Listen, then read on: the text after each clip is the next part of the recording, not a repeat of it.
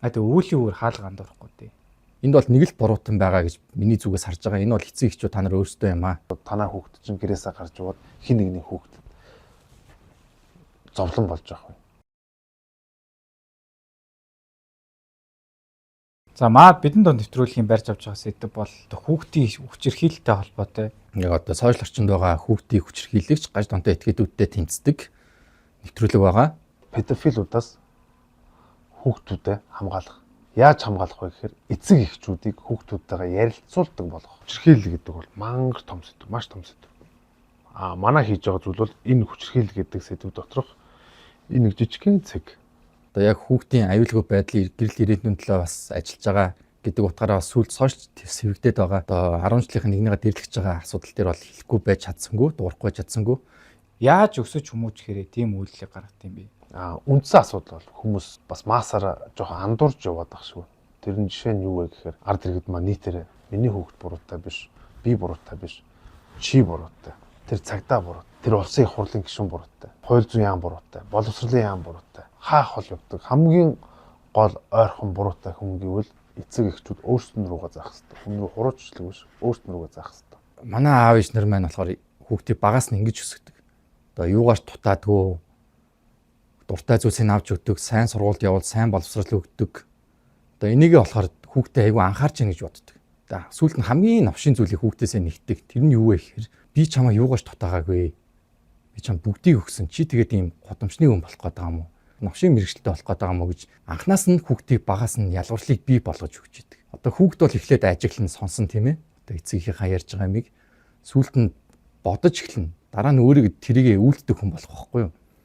Тиймээс эцэгчүүд маань болохоор анханаас нь ялгуурлыг бий болгож өгөөд идэх хүүхдэд тийм аимшигтай үнийг өөрсдөө бүтээж байгаагаа мэддэггүй. Хоногийн 24 цагийн яг хэдэн цагийг хүүхдтэд зарцуулж байгаа.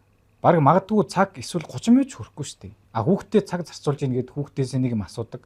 Хүүхд нь өөрийнх нь хүссэн хариултыг хэлэхгүй бол загнадаг. Одоо тэгээ миний үздэг нэг киноны нэг ишлэл байдгийн. Чиний мэдж байгаа зүйл бол усны тусал юм аа. Чиний мэдэхгүй зүйл чинь далаа тэнгис юм аа. За энэ сэдв дээр яаж холбогдож ийн вэ гэхээр одоо хүн болгон л мэднэ шүү дээ. Одоо хүүхдийг хүчирхийлж ийн, 10 жилийн нэгнийгээ дэрлэгч ийн. Одоо тэгээ гаж донтой хүмүүс ингээ хүүхдүүдийг оролдож ийн. Бүгд сонсоол өнгөрөөдөг. Мэддэг. Тэгээ цаана тэр далаа тэнгис шиг уудам гаарцсан аимшигтай зүйл болж байгааг нь хинч анхаарч авч үздэггүй. Сүүл шүгэл үлээсэн хүүхд бол баярлж ийн. Цаана аимшигтай юм болдгийг маш зоригтойгоор харуулж чадсан.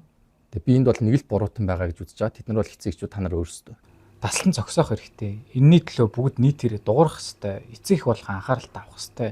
Хүүхдүүдтэйгээ ярилцах хэрэгтэй. Чи хүүхд буулж гин үү гэж асуух хэрэгтэй. Хүний хүүхдэд гар хүрж гин үү, хүний хүүхдтэй хамаагүй харьцаж гин үү гэж асуух хэрэгтэй. Танаа хүүхд чинь гэрээсээ гарч яваад хин нэгний хүүхд зовлон болж байгаа юм. Ихэнх эцэг эхчүүд хүүхдүүдээс юу гэж асууж байгаа гэвэл чи хүүхдэд дээрлэхүүлж гин үү гэж буруу асууж байгаа. Энийг би эцэг эхчүүдийн буруу гэж байгаа. Хамгийн түрүүнд бусдын эрх ашигт чи хөндөж болно. Чинийх чухал гэдэг энэ мессеж. Хэрвээ хүүхд ч үнэхээр юм хүчирхийлэгч төрлийн, буулгын төрлийн хүн байх юм бол тэрийг эцэг эхчүүд хамгийн түрүүнд таслан зогсооно.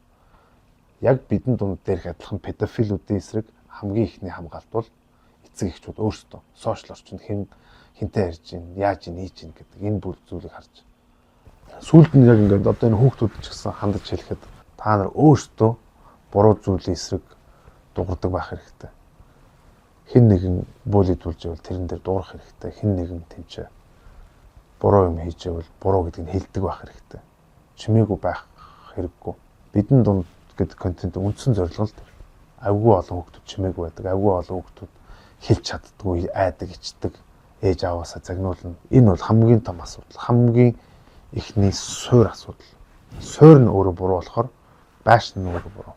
Манай нэвтрүүлэгт ирж байгаа хүүхдүүд дуу хоолой өргөж байгаа хүүхдүүд юу гэж хэлдэг вэ гэхээр аав ээж загнадаг учраас би айгаад хэлдэггүй маа. Ягаад гэвэл тэд нар ярилцахаас илүүтэй уурлахаа уртай ярьдаг. Тийм байж болохгүй. Тэгэх юм бол хүүхд чи улмал танаас хүн дэр нь улмал муу зүйлсийг энгийн зүйл гэж бодоод юм. Эсэргээрээ та хүүхдтэйгээ ярилцаад тэдний үзэл бодлыг сонсоо ойлгодог байх юм бол энэ хүчирхийлэл мөн дээрээс нь хүүхдийн чи аюулгүй байдал халдж байгаа энэ этгээдүүдийг урьдчилан сэргийлэх боломжтой.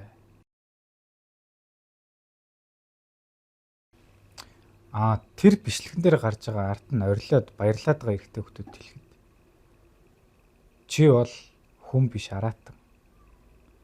Чи өөрөө эмэгтэй хүнээс гараагүй, их хүнээс төрөөгүй юм шиг тийм новшийн хүчирхийллийг өөгшүүл дэмждэг байж болохгүй. Чи тэр хүүхдийг хамгаалах хэрэгтэй. Чи тэр охиныг хамгаалах хэрэгтэй. Тэгтэл яг новшоо игээ наана баярлаад байгаа. А тэгээ өвөлийн өөр хаалга андуурахгүй дээ.